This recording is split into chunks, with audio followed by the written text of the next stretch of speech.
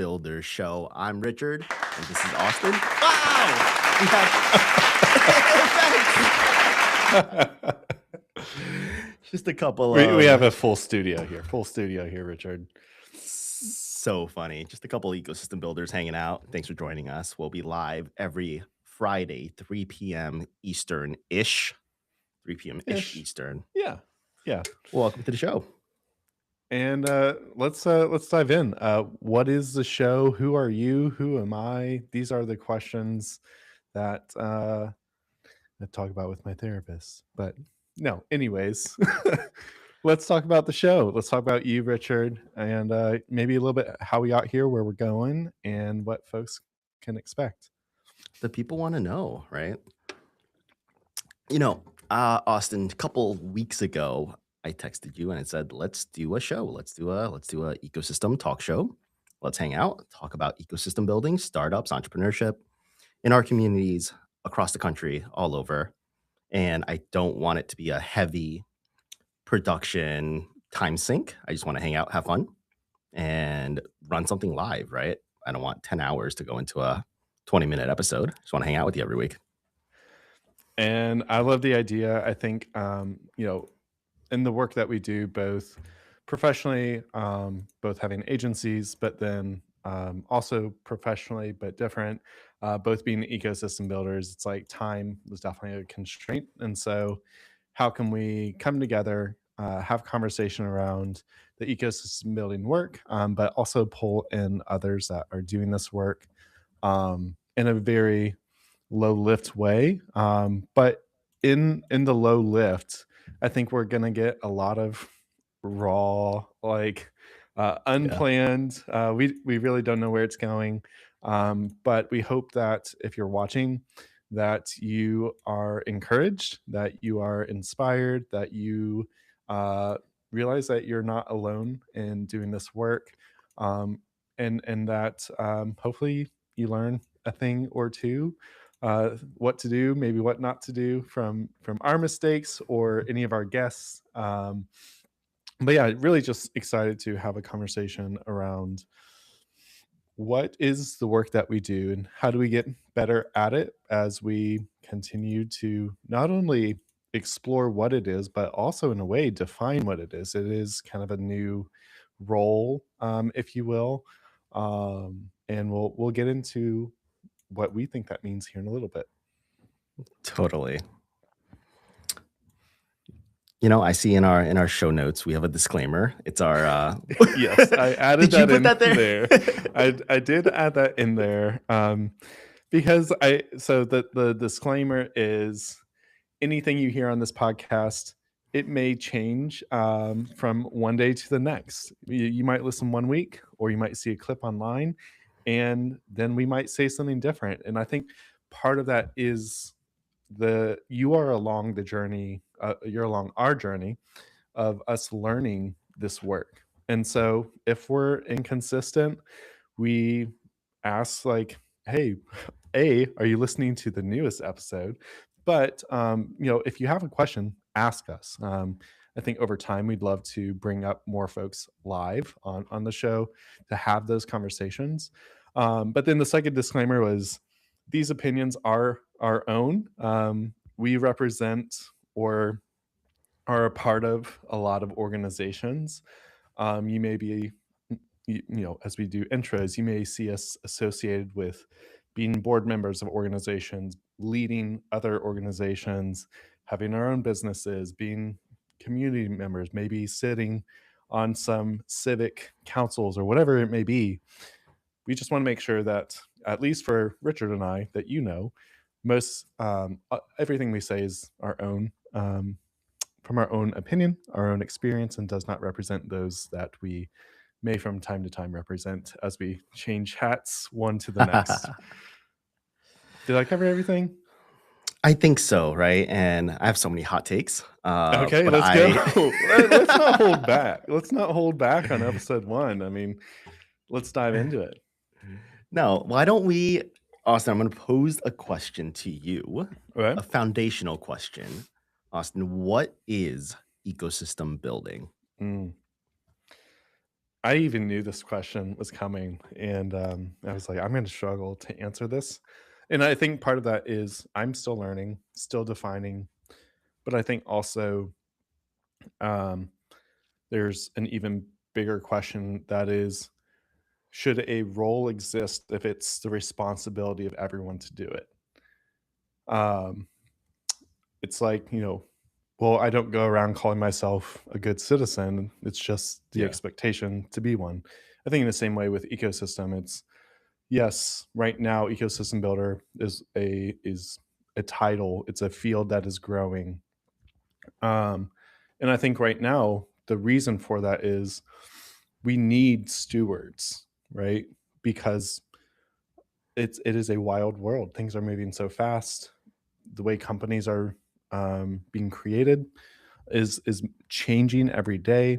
How folks collaborate, the resources they need. I mean, I don't know if I want to go into resources on episode one and the change of resources for people that do ecosystem building, but right now, I think ecosystem building is a profession until we get to a point where we've instilled the mindset that is ecosystem building across the entire community. So that's my like long preface to say ecosystem building to me is um,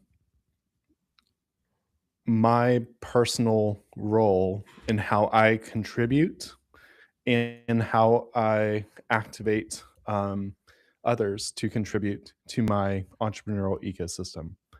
Um, I think part of that is how do I steward the resources that I have? So that's language coming from our dear friend Faye Horwitz. I learned the concept of steward from her, and hopefully we have Faye on here Yeah. soon.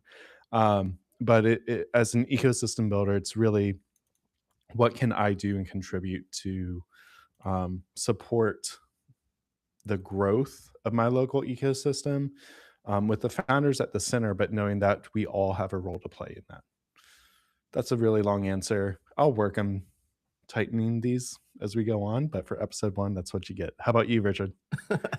I think we as a emerging profession and field need to tighten that answer so we can all give the Yep. same answer. That is Yep. some people do say that, right?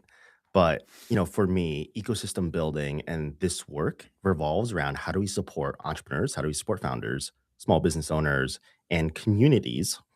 And I work to bring people together. I work to build community. I work to connect people that need to meet each other.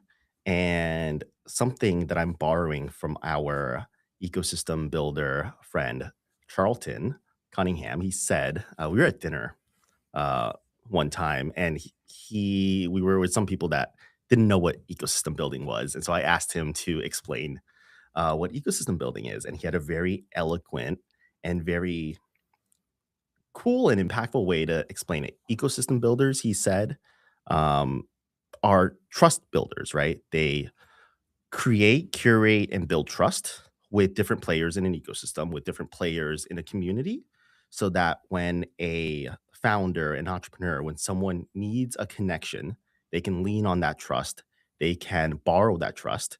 And when I make an introduction for an entrepreneur in my community, whoever I introduce them to will take that meeting because they trust me and I've built that relationship, right? So, how do we advance entrepreneurship and how do we advance building communities through this trust that we build with the people that we work with?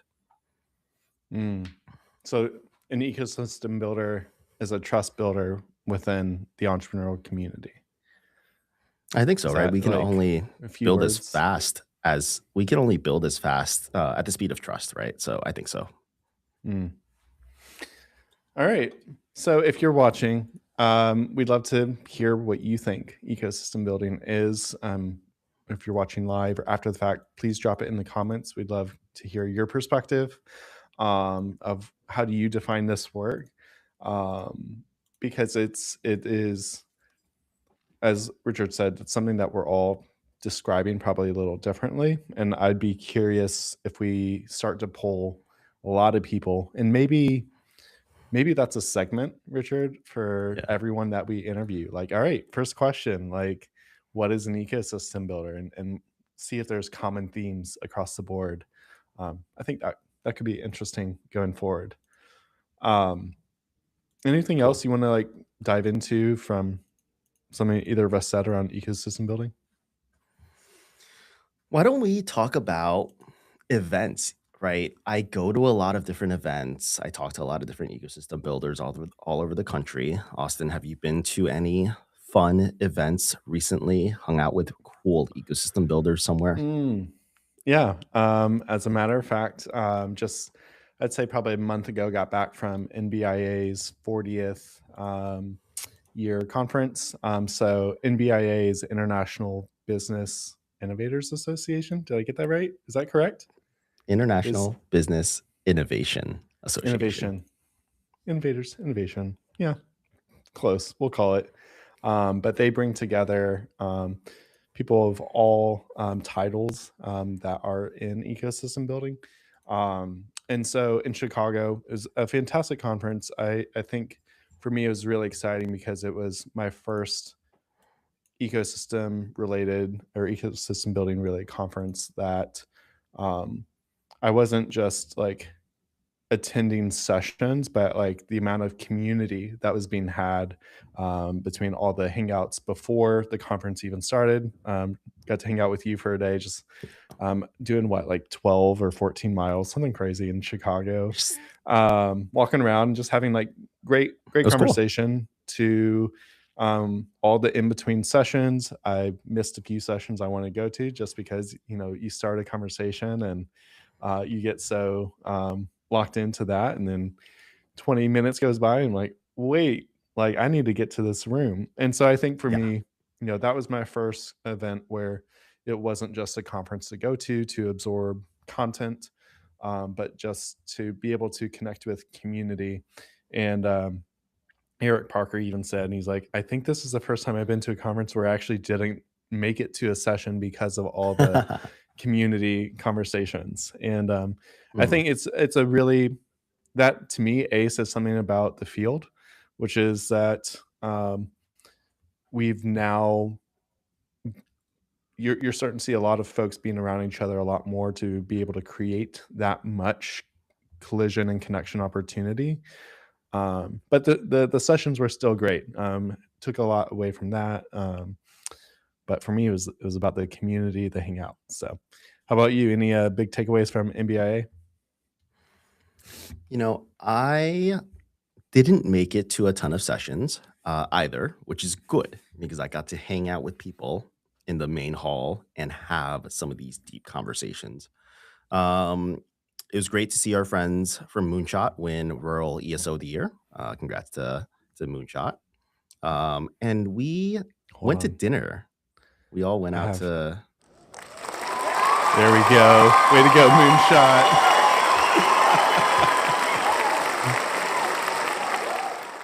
shout them out. And then we organized a couple of dinners, right? We ended up at Deep Dish Chicago Pizza. Where was that place, Austin? That was your place? That was Luminaldi's. So every Mhm. time in Chicago, got to get a deep dish at Luminaldi's. I'm a big food guy, right? If you don't know, I love food. And so wherever I go, I have to go find good food. And in Chicago, you eat deep dish. And so that was great. Good pick. Always. And we had dim sum the next night Ooh. and had some really fun conversations around dim sum. Yep. And came up with some fun traditions, if you will, at dim sum, and also some fun parallels. But we're gonna save that for a guest. We'll share more when we have a guest to talk about that. um, it's this unstructured time that you touch on, right? The sessions are great, the content is great, but it's really the magic happens when you get this group of people and it's this unstructured time that you have to connect, to have these deep conversations and get to know each other better. And now across the country, we're fostering all of these regional and interstate connections between different organizations, different people in the work that we do, and we can always lean on them and just hop on a call and chat about what's going on. And that's kind of where the idea from this came from, right? I wanted to hang out with you and talk about what's going on in Louisville and tell you what's going on in upstate New York and some of the other places. And just, you know, hang out with our friends. It's really fun. I love that. And you've also been traveling to I have. events beyond NBIA. Where else have you gone? What's events looked like for you? Yeah, I just got back a couple weeks ago from Philly Tech Week and the Technically Builders Conference, and it's such a great event. My highlight, obviously, was I got to play the world's largest video game. We did Tetris on a What? 29-story build. Did you not know this? No. We 29 played story Tetris. Tetris on a 29-story building, back in, I think, 2014. It got certified as the Guinness World Record, world's largest architectural display of a video game, right? And so a professor at Drexel University and his students put this together, and they have lights in each of the windows, and they have a gamepad from across the street that you play like this big Tetris thing on. It was so cool, like the Drexel game department, really killing it. And so it was the That's amazing. closing I was like, party for Philly what Tech what Week. would the tech be? Like, would it be an LED wall or is it just like LED strips that are mapped, I guess? Like that's wild. An So I LED wall would be incredibly expensive. So it's got yes. to be like just like, mapped out lighting. That's Uh, not the show, but that's where I'm going. if you're curious, I asked, right? I can give you the quick answer to that one. But I talked to Frank Lee. He's the professor that did it. They have these big um, lights like the size of your head that are RGB, and each window gets one. Every four of them get a router. They're all hardwired in, and then from across the street, they run a like fighting gamepad through their software on a computer on a hotspot, and they send the commands over to the building, That's fascinating. and they just like light up each of these individual pixels on the building. Huh. Well, did you win? Did I you don't think you clear? win Tetris, right? Like I think you play to continue playing. It's an infinite game here. Which was a great session. Just a little callback to NBIA of the Infinite Game, Finite Game session that Anand led with And Jason, Jason. yeah. And so we can maybe bring them back to dive into that. But Oh yeah. yeah, I think when it comes to events, they are an investment. Your investment of money, investment of time. I think in ecosystem building, we have limited resources. Funding is ever changing, especially in the current geopolitical state of things. And I'm just going to stop there. But not only is it like from resources of money, but also time. And, they're when we're at an event, we're not in our ecosystem doing the work for the entrepreneurs that we are doing this work for. And so I think how do we when we're at these events really make sure that like we are getting the most and the takeaways um and so I think I really appreciated with MBIA there was so much takeaways not only from sessions like the Mm, one that the guys led, but also there was so much takeaways from the in between conversations. Like a big thing that we're working on right now is Startup Week at the local level, and we're trying to kind of rebuild that and redefine what it is to have the most impact locally. And with that, we're going through a lot of questions, right? Do we still call it Startup Week? Do we call it Startup Week Louisville if we want to be more regional? And we just had a lot of questions. I've done about 8 startup weeks now, so I know how to execute, but there still were questions in the process. And so to have an event like that where there was a session on startup weeks, so to be able to mhm. hear from that panel, but then to talk with that group and others that were in that room after that session to really kind of get different perspectives and hear how different communities attacked that problem, or why they chose, that to me was like incredibly valuable, and was able to bring that back to the local team and be like, okay, I have clarity of like what to do next based on what I know about our community, but also from the input of others. So just really love these events, and the learning in the room and the learning outside the room. So um yeah. Yeah, one of the sessions that I sat in on, that I did make at InBIA, was with Don Wederick from Started Up Foundation, right? They run the Mm, largest, high school business plan competition anywhere in the state of Indiana. They have like 3,000 kids that participate. And so that really, sparked and reignited a flame that has been kind of lit. I've been trying to revive and bring back the New York State high school business plan competition that went away during COVID. And so Don and I have been having conversations. I've been having conversations with different partners from around the state. And I think I'm committing live on air now that the end of next semester, so April or May or June next year, 2027, we will have some sort of high school business plan competition in New York State, whether that is a statewide one, a big one that we can figure out how to pull all the partners together to do, or even just this local regional one here in the capital region.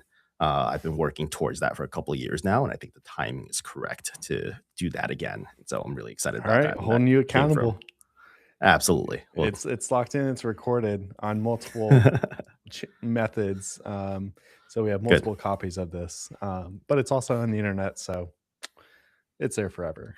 But yeah, Don really brought the energy in that session, and you know, I would love to have him on. But I think one thing that you and I were able to talk about after that is just the power of youth entrepreneurship, um, and its impact on communities, right? If we're trying to build entrepreneurship within our community, and we're starting at folks that are establishing their careers, and they're trying to launch something off the ground, or maybe this is their second thing, right? Like, what if we had them on their eighth thing because they started as kids, right? Like, Mhm. if we can get everyone to understand entrepreneurial mindset at an early age, well, now how much more equipped are they to navigate the changing landscape of the world? Like, if you have entrepreneurial mindset, you're much more likely to be successful when a new input comes in, such as AI, to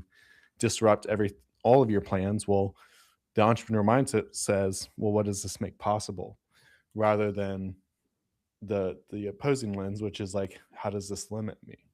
And so I think starting with youth, that's something that you're passionate about, that I'm passionate about. Did work at a nonprofit in North Carolina, ESO, that was very focused on youth. Well, we had a strong youth program, I'll say that. Mhm. Um, and so, yeah, let's bring Don on. Let's bring Anjanette from Echo on, Mhm. just to talk about that, because I think it's really powerful, and it will have ripple effects on communities when you start with youth. Because the beauty of it is, well, if you have the kids involved, they're going to start talking, and now their parents want to see what's going on, and so that's going to grow into impacting your community even more. And startups love youth because they're curious, they have time, they typically will work for a little less, and so it's like you can get more done. So, and youth get experience with the startup. So, for me, it's a win-win-win for the ecosystem to engage youth.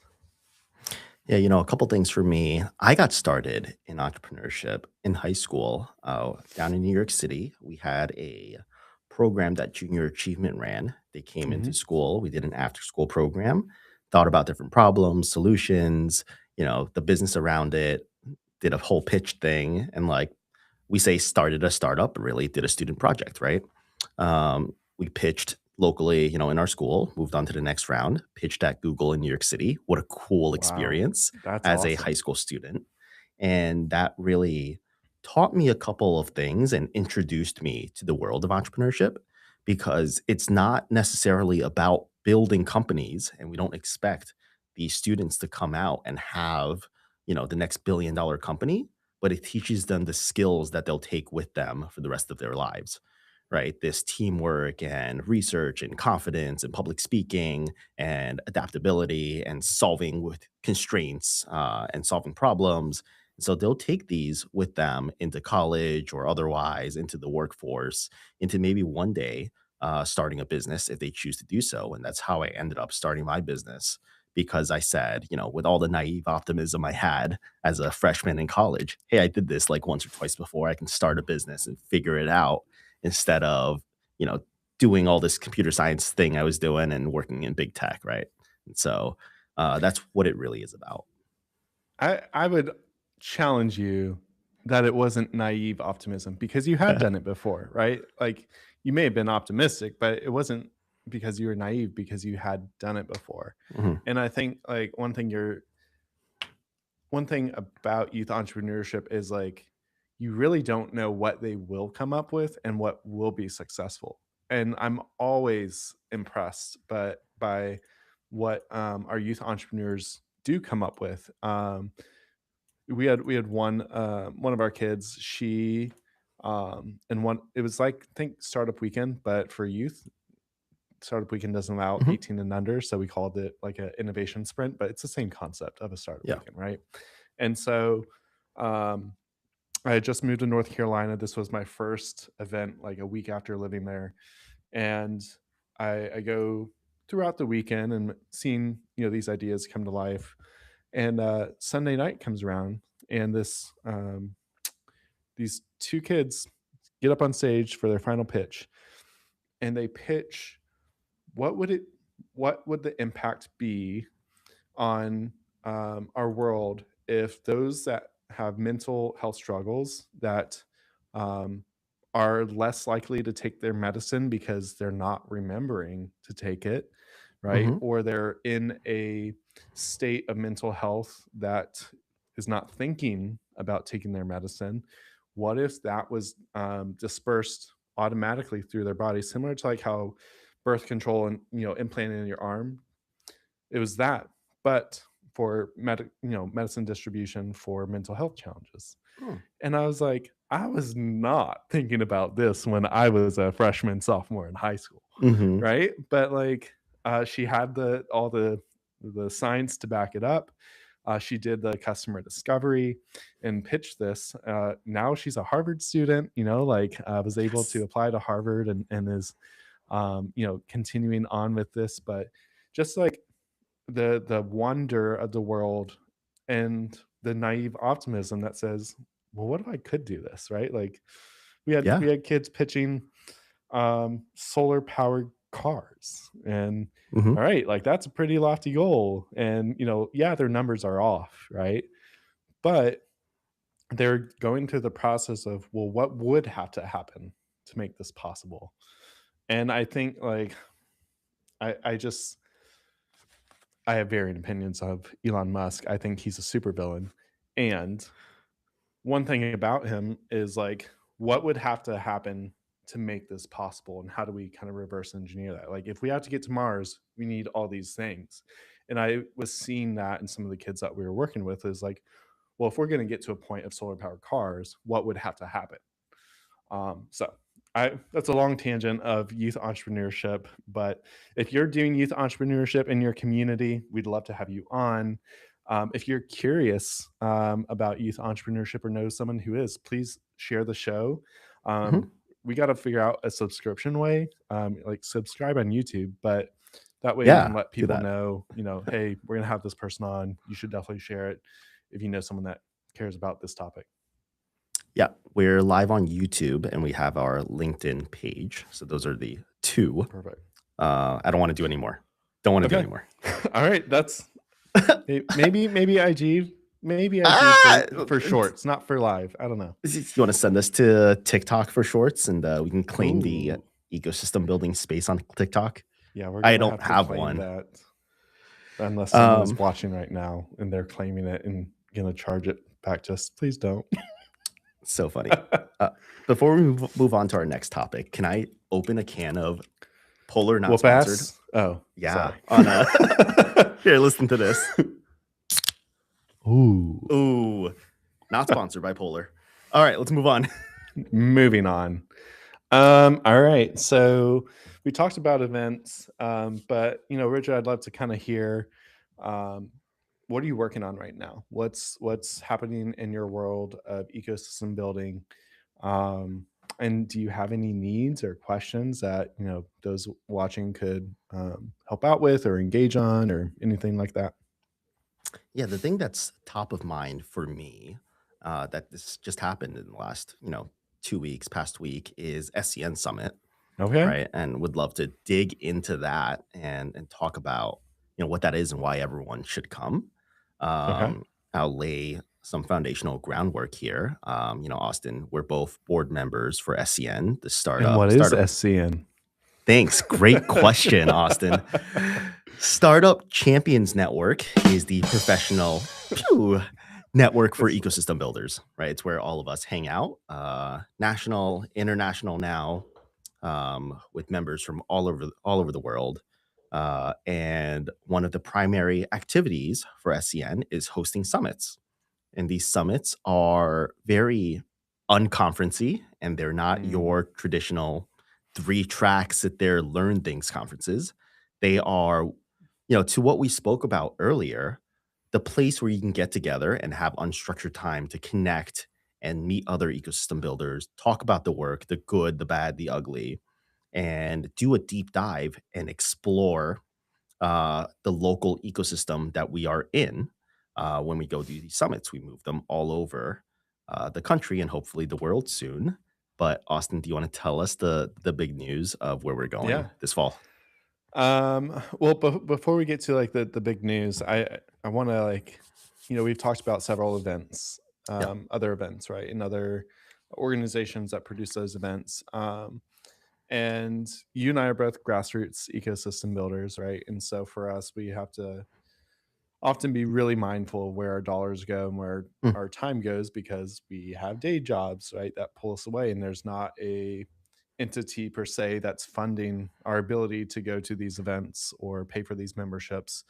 And so, but with that being said, we do have that drive to be connected to others like us and to learn more. And so as I was personally going through this process of like where are other people like me, yeah, a good friend of mine was like, hey, here are these events. And I was like, well, like which one do I go to? Like, do I need to go to both? What's the difference? And one thing I love about what they said was like, well, this conference is like the tactics of what we do, but SCN is the heart of what we do.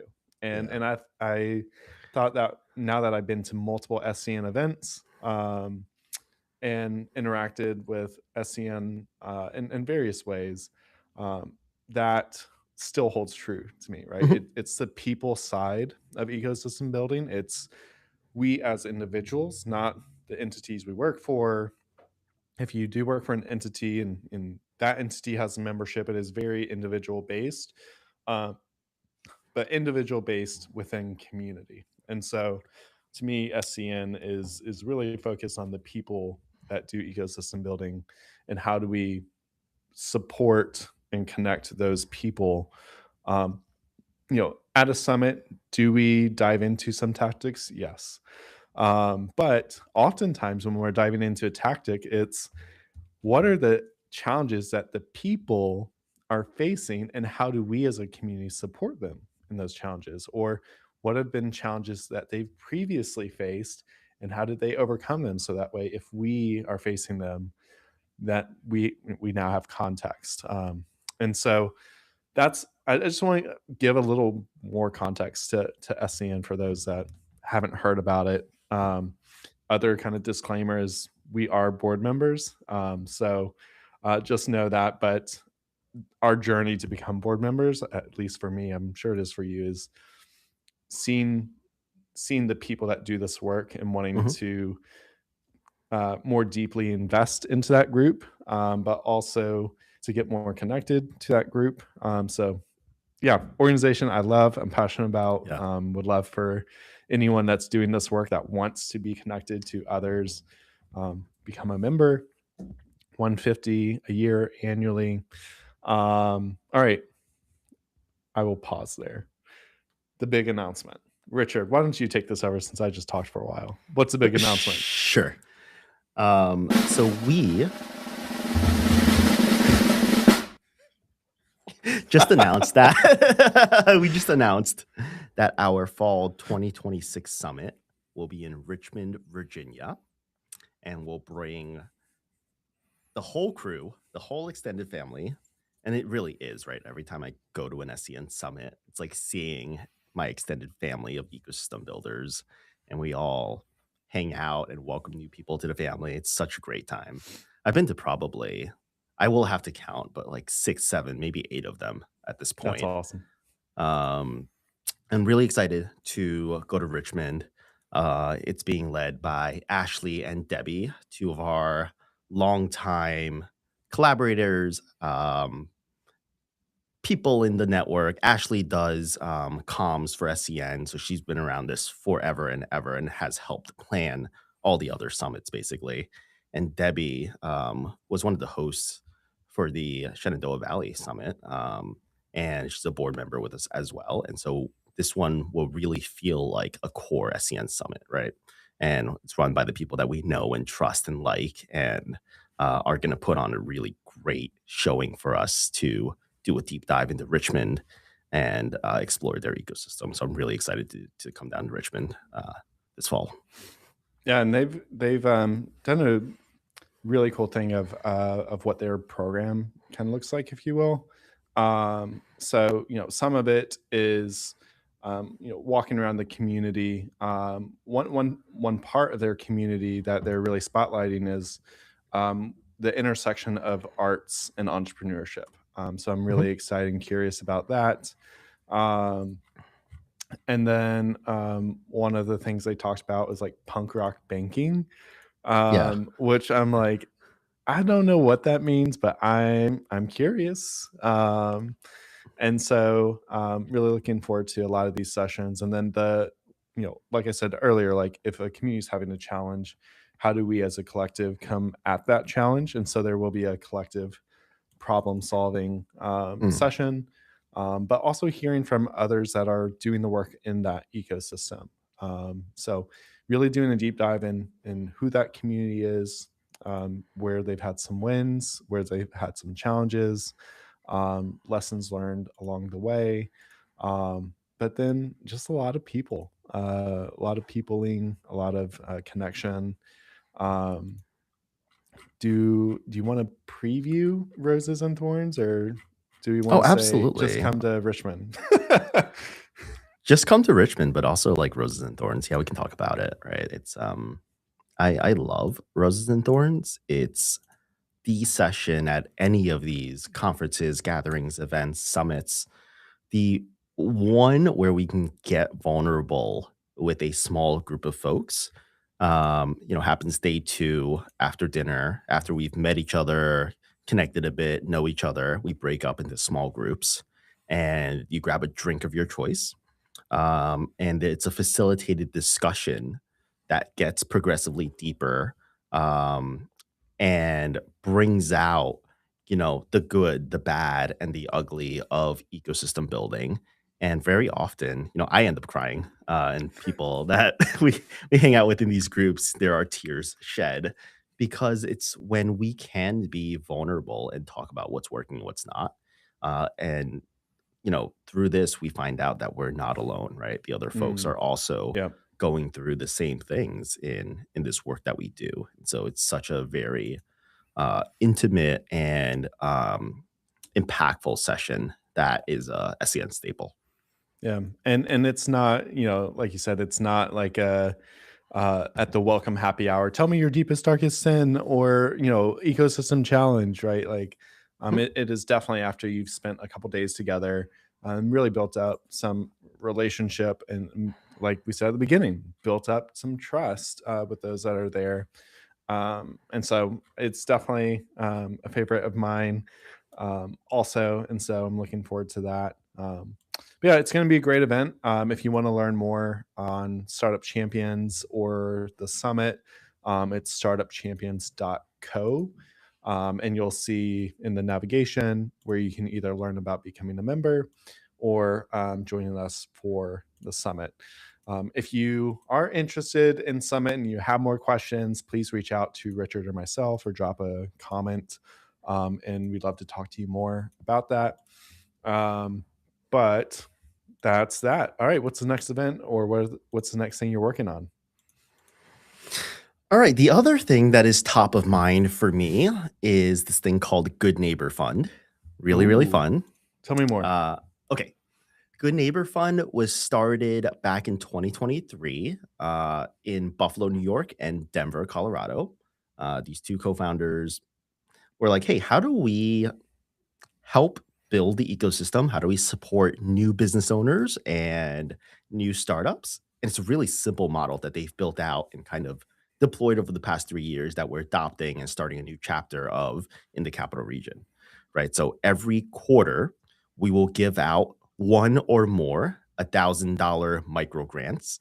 No long pitch decks, no equity taken, no bureaucracy, right? It's belief capital given to entrepreneurs who are starting up where $1,000 makes a difference, where they can buy a physical thing or equipment or spend it on something that will move the needle for their business. And in addition to that money, it's community support. How do we get the community to come together and recognize them for the work that they're doing, make connections for them, help them, buy their thing maybe.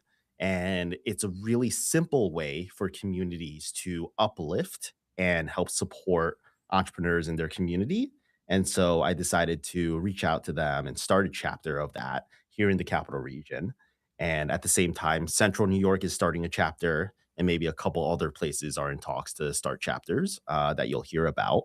Um, but the money is pooled from the community. There's no, like, we don't go to big sponsors or anything. Community leaders and entrepreneurs who have been supported before by the community are doing pretty well. Each give $500, donate $500 for the year, and we all come together and pool our resources, and we decide together who this money goes to. And so it's a really community driven model that any community can kind of take and adopt, right? So if Louisville wanted to have a good neighbor fund, they've done a really, really fantastic job of building infrastructure, the portal, playbook, all of these things where it was just drag and drop for me. They call them LPs, limited partners, find the LPs who want to donate the money and do the voting and pick the winner, and then solicit applications and pitches for the $1,000 grants. And they'll handle everything else fiscally sponsored through a nonprofit um, that handles all the banking and all the money. And so it's really easy Mhm. to deploy. And so we're spinning that up and we'll award our first batch of grants before the end of June.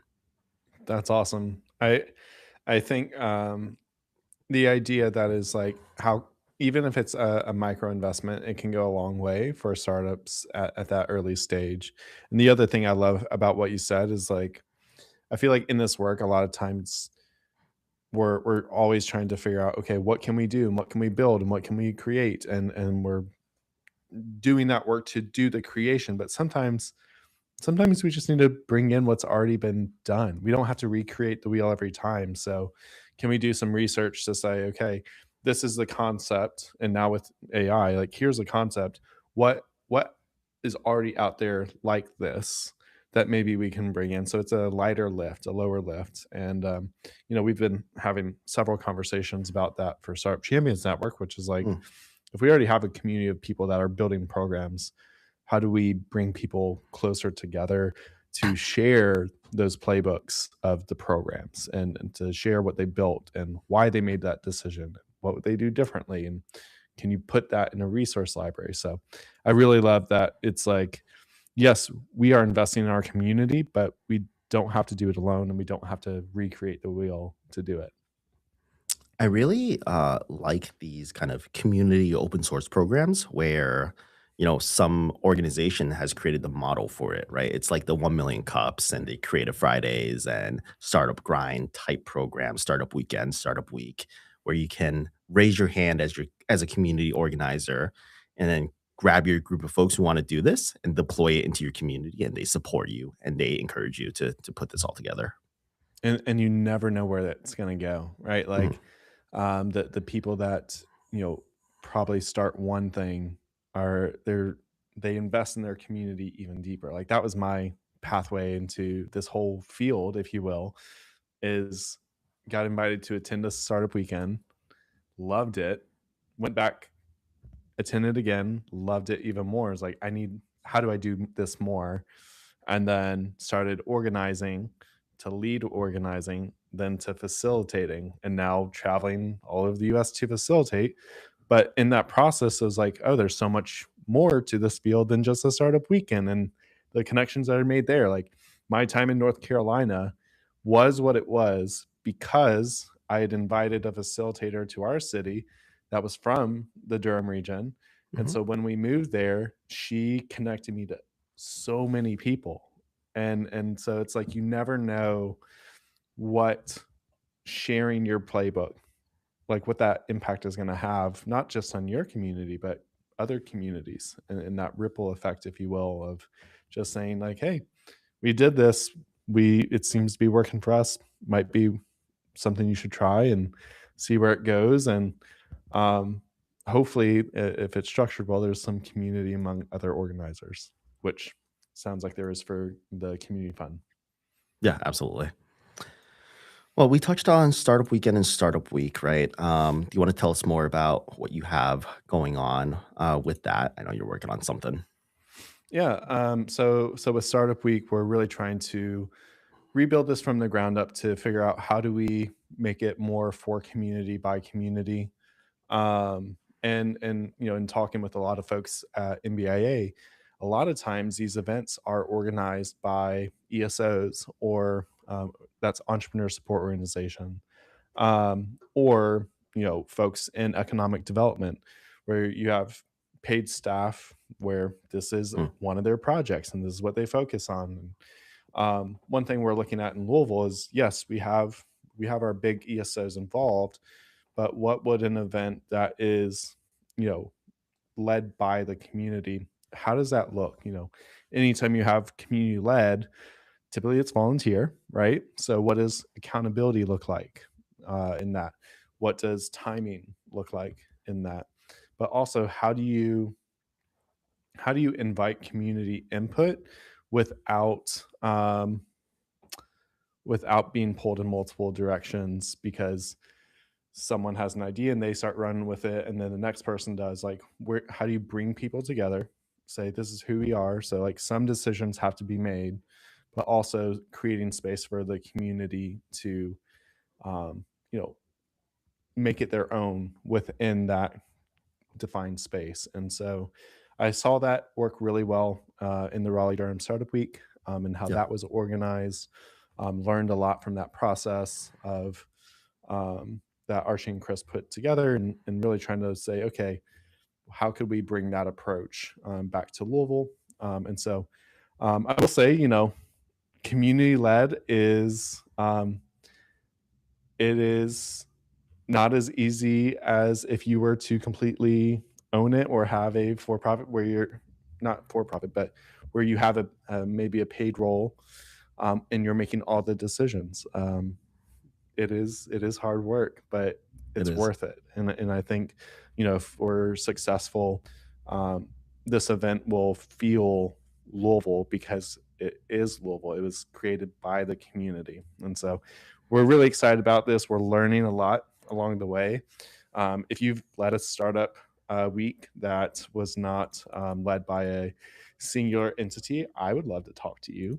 Mhm. Um, but also, you know, we're about 6 months out from our event, so I'm sure I'll have updates along the way to share. Right now, we're really trying to make sure that we're being clear in who's doing what and what those next steps are, um, so that way people have their clear expectations, but also can work within that to, you know, really make it their own. So that's where we're at with that. More updates to come. Cool. Really excited. I want to come out if my Come schedule on. aligns. Yeah. Well, it might be hard because it's during GW. Global Entrepreneurship Week. So we are leaning into that locally, Cool. but it does make it hard to invite folks from other ecosystems who are involved in their own ecosystems events. But yeah, we'd love to have you. And if you're in the Louisville region in the mid South or whatever you want to call us, we'd love to have you. Attend the event. I think it's going to be um, very impactful.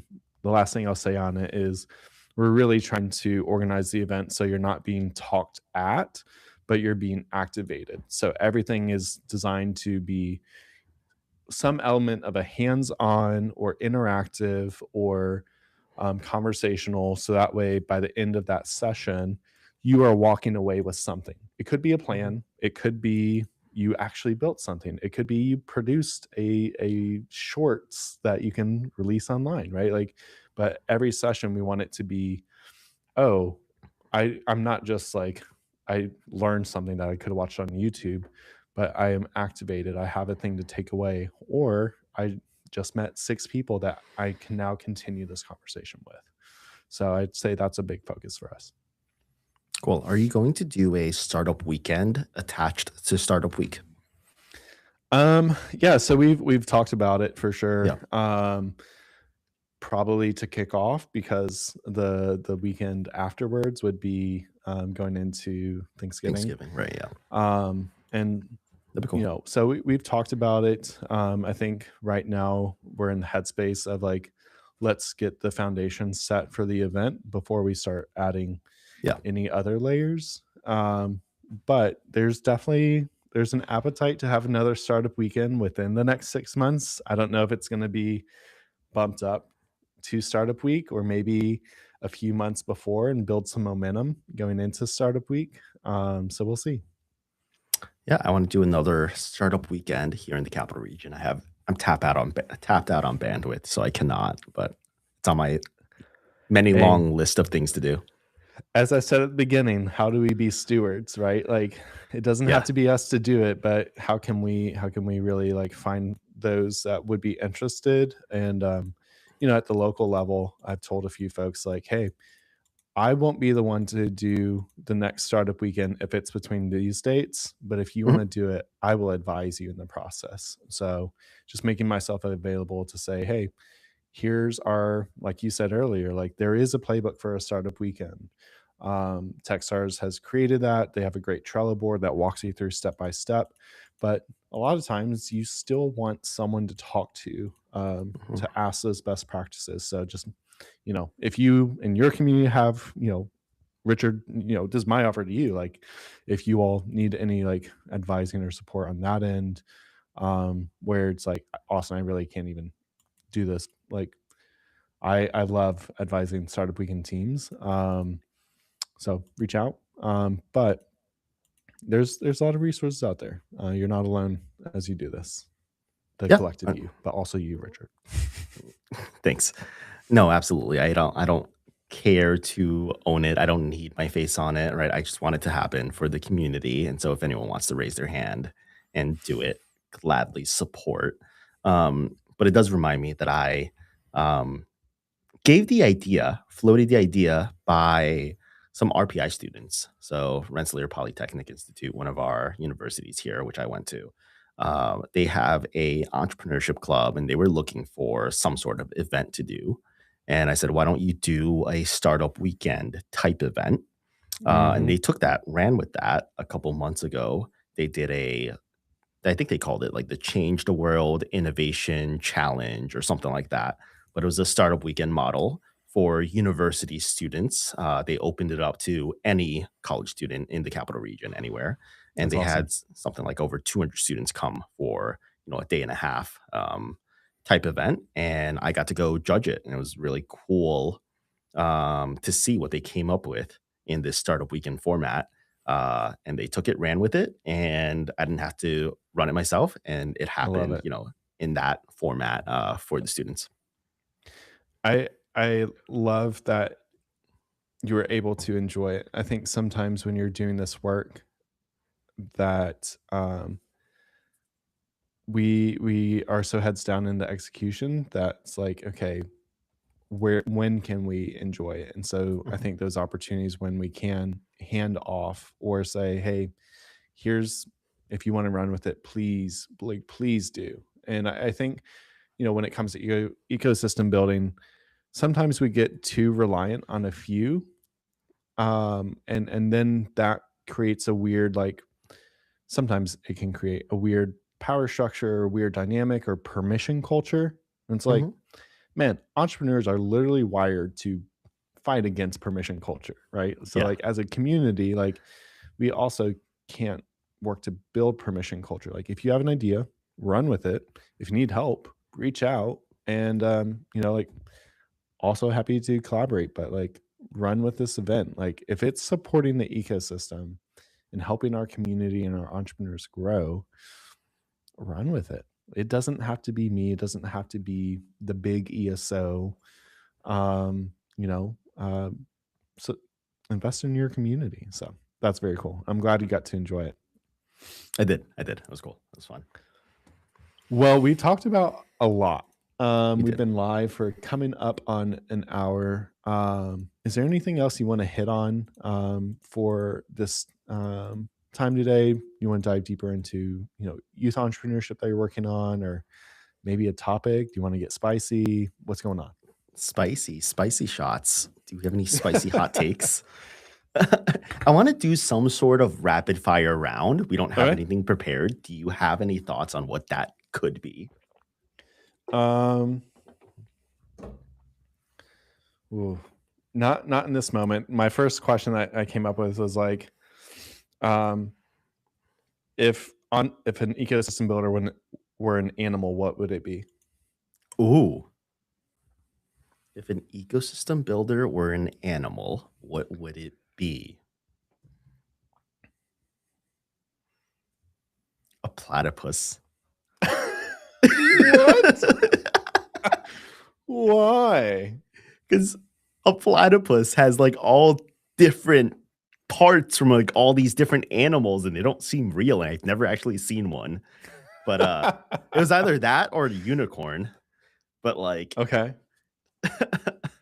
I uh I I was gonna go the route of like a bee, mm, where it's like the bees do have their own roles, but they're also super collaborative, and they, when they are working together, there's a sweetness that is enjoyed by not only uh them but those around them.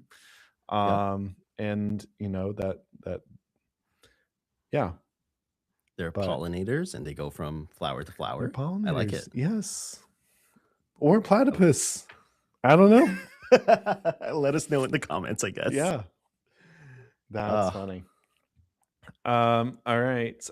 What is your go-to? You've been working an event for the ecosystem. You need energy.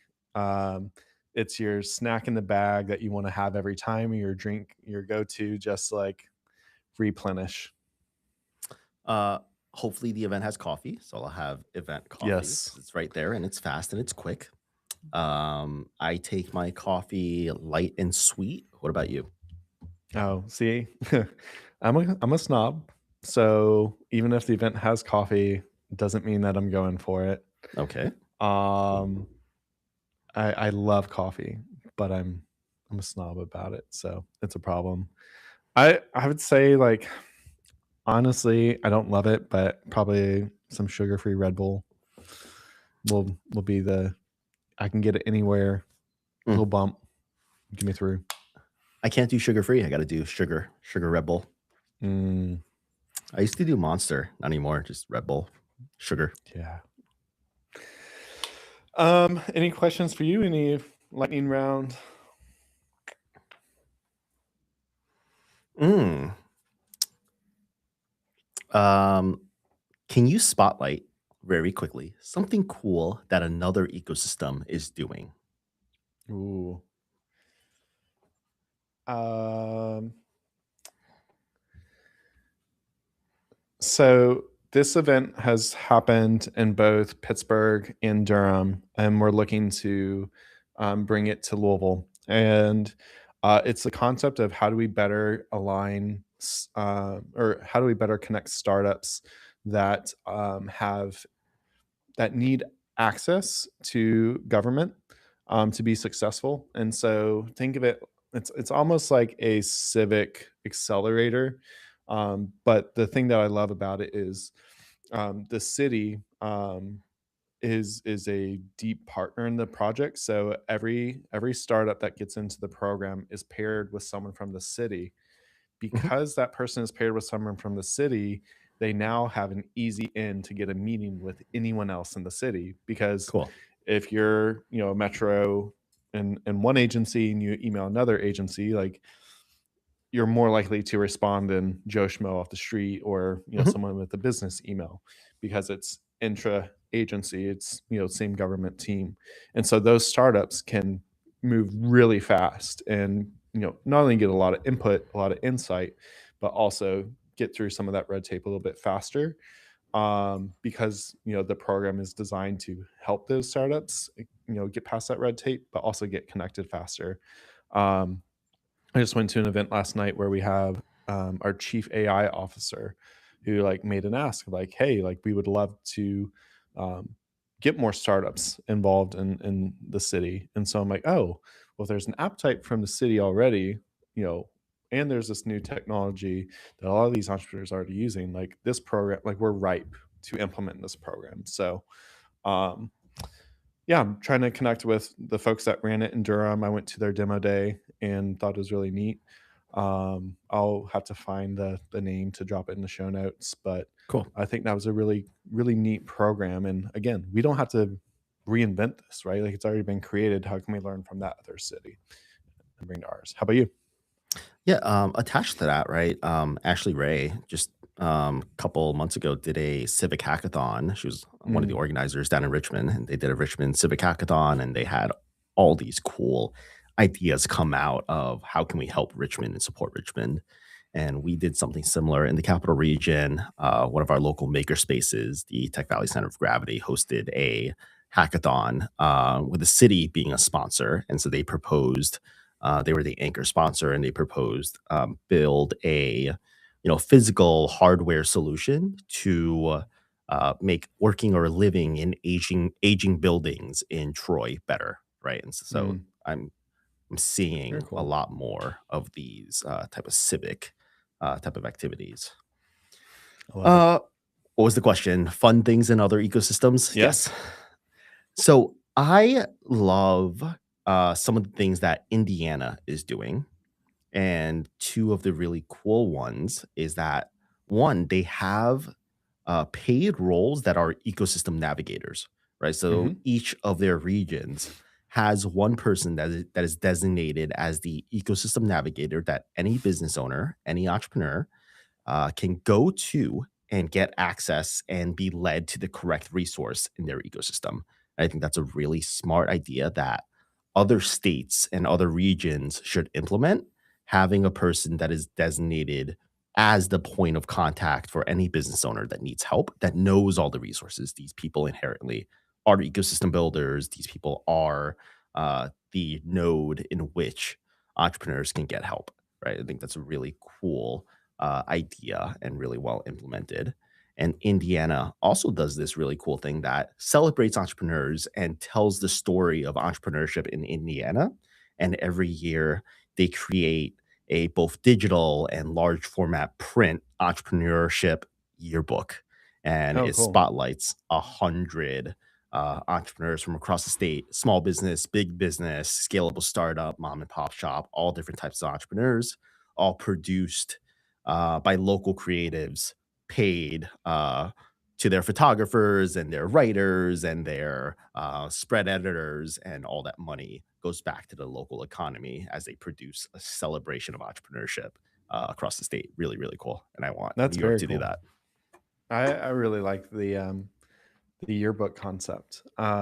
Like it's you get to capture who's around at that moment in time, but also the storytelling, and then to pay creatives who are their own whole group of entrepreneurs themselves. That I think in the tech entrepreneur world is often forgotten, but a valuable role within the ecosystem.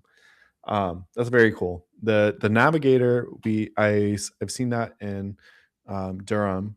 We had Mhm, the E3 program that had navigators, um, and similar to what you said, you meet with someone, they understand your business, ask you a bunch of questions, and then they say, okay, you need to go talk to so and so, and then when you're done with them, you kind of debrief, and then all right, you're probably working for a little bit, or they point you to the next person. mhm. In Louisville, we use our EIRs to do that. Um, and so entrepreneur in residence. So there are navigators. I love that because it's people that have already navigated the local ecosystem. And so being able to not only share that from a resources perspective, but from a personal experience perspective.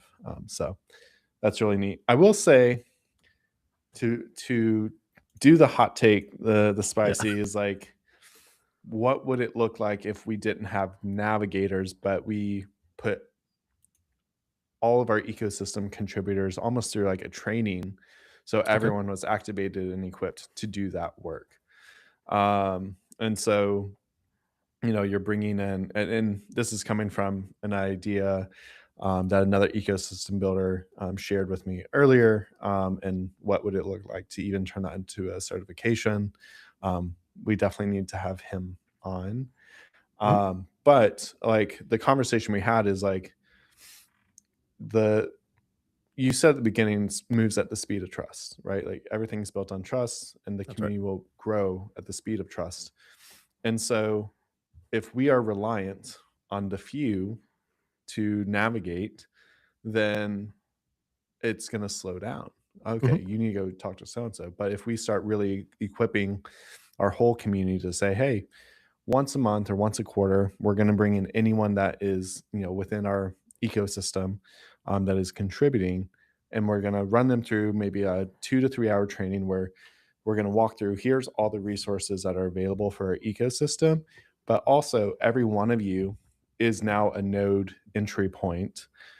You all should get together and get to know each other, so that way you're referring warmly, because it's me to Richard, not me to someone I don't know in the ecosystem Mhm. recommending someone else. Like there's our trust, but now I'm bringing someone in to pass that along. So my spicy take is like, yes to navigators, let's start there, but can we almost like grow that to be all of the ecosystem and do that regularly, so people are connecting, meeting each other, but now we're not reliant on just the navigators.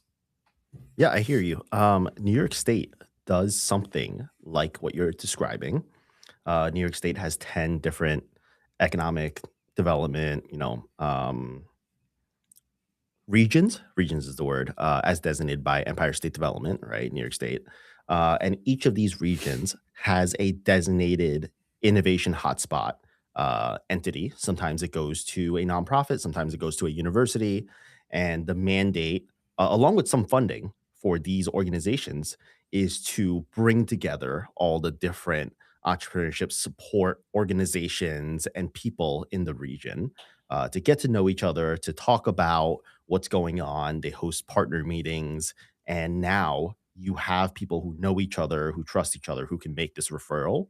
And there is no wrong front door to entrepreneurship, right? You can go to an Mhm. organization that's near you that supports entrepreneurs. And if they don't specifically support your industry or stage, they know who to send you to so that you're not going to everyone or being lost in who you Yep. should go to.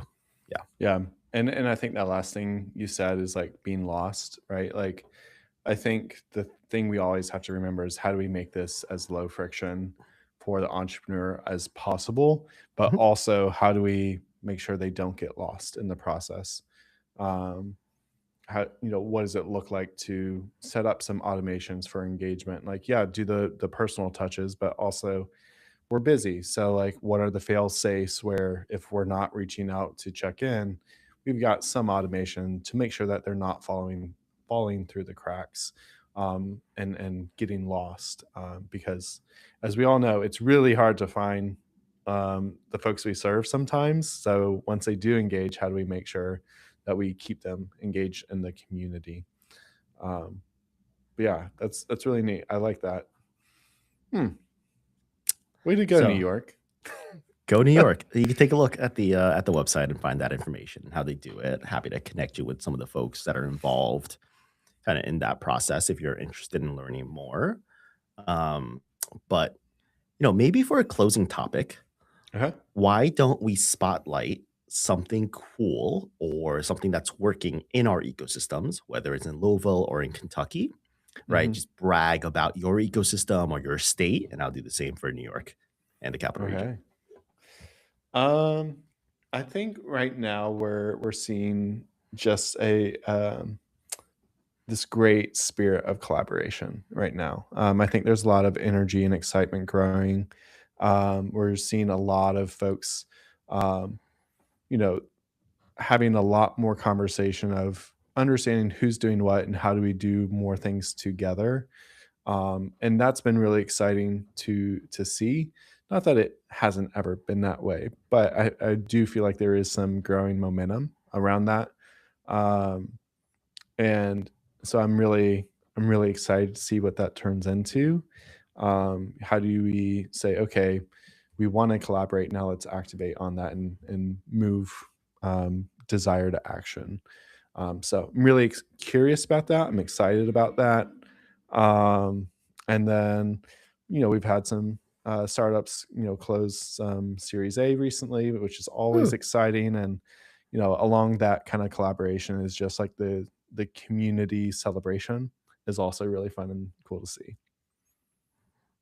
How about you? cool. So, a couple programs that I'm involved with in the capital region that I really would love to kind of talk about and spotlight because they're doing cool things in the spirit of collaboration and bringing people together, right? We have our 1 Million Cups chapter, which I'm involved in organizing. And we've been ever since COVID in a rebuilding phase on and off. But in the past several months, it's really been taking off, and the community, and even more so, the culture we've built with 1 Million Cups is unlike anything I've ever seen, right? That's It's awesome. very, very much a group of people that want to help each other and help anyone who is coming in the door. And it's unlike a networking or pitch event where people are unsure of each other, right? It's a really great family and community we're building. And I'm really excited to continue building that. But on the pitch event side of things, the Startup Tech Valley is another event series that I'm involved with. And, roughly once a month, we host 4 to 5 startups for pitches. And these are specifically high growth, scalable tech startups in an audience of, 120, 150 people. The community comes together for this. And that's been doing really well. All community driven with support Mhm. from our local university, from different business owners, from different sponsors, and it's not owned by a singular organization. And I think across New York State, it's a standout program in this model that hopefully we can talk about more and have other regions pick up and run their own. And we've been having talks about how do we build infrastructure and playbook and things like that so we can community open source it for everyone else. And that's been running, since 2013, I think. So it's been a long time. And That's very cool.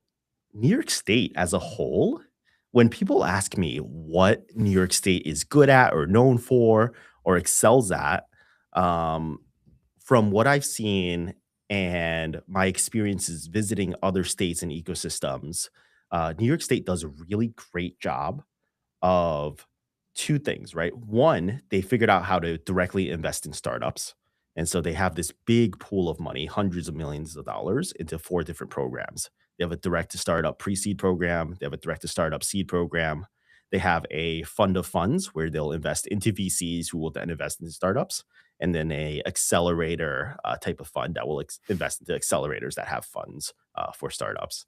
And so through that mechanism, they're able to do cool things like host $3 to $5 million uh, pitch competitions in specific Wow. industry verticals. So they funded these organizations across the state. Like 43 North in Buffalo is a 5 million a year competition, $1 million into 5 different companies that are world leading in whatever they're doing, and they'll bring them to Buffalo as a Wow. rich, attraction and retention mechanism. And then we move across the state, and they've identified specific industry verticals that the region is really good at. So Rochester is optics and photonics and imaging, right, from Kodak and from Xerox. And so they have the Sorry, what are Luminate those program. companies? No, I'm just kidding. Exactly, right? So it's a legacy industries like that that they can lean on, and they have a lot of infrastructure in that region. And so Luminate's like a $3 million program, and optics, photonics, imaging, pulling the best companies in that industry vertical to Rochester. And Syracuse has drone and UAS through Genius New York. They're like another $3 million program. Down in Ithaca, they do Grow New York, which is food and ag tech, run out of Cornell. And so they have all of these programs that are specific industry verticals that they spend millions on every year that bring the best and brightest startups from around the world to New York and to upstate New York, right? It's not New York Mhm. City that's getting all of this. So New York has figured out how to diversify that and grow the other regional ecosystems across the state too. That's very cool. I like how you are saying, "Hey, here's what we're really good at. Now let's double down on that." Mhm, Because I think it brings in you already have the talent within that space. So if you can bring more startups that are interested or curious, and driving more innovation, then um, you're already ahead of the game, right? And so I like that. That was one of my takeaways from NBIA, which was like, how do we locally get better at not trying to say we're the next thing, like, um, but where are we really strong at and how can we double down? And I think that's where, some of the collaboration I mentioned earlier comes into play. And so mhm. we're having some conversations that I'll share probably on some later shows as they develop, but really focused around um, doubling down on what we're really good at. So that's last thing I have to say about that. But Cool. before, like, we're closing out, and I want to say this is like, what can folks expect from the show going forward? So this episode, you heard from Richard and I. In future episodes, we really want to dive into others that are doing this work, other ecosystem builders, and so we want to hear from you. If you want to be on the show, please drop it in the comment, reach out to us on LinkedIn, let us know.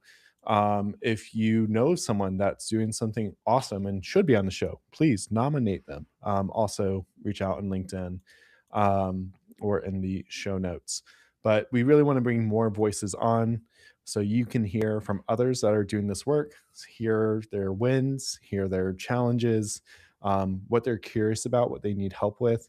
And really spotlight the work that is ecosystem building and show you that you're not alone, and that you have a whole community around you. If you're looking for that community, I recommend Startup Champions Network. Shameless plug there. But in the interim, you have us virtually online.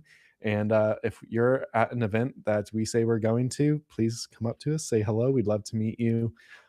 Turn this kind of 2D virtual space into some real world connection. So, with that, we appreciate you watching, sticking with us till the end. We will see you on next week's show.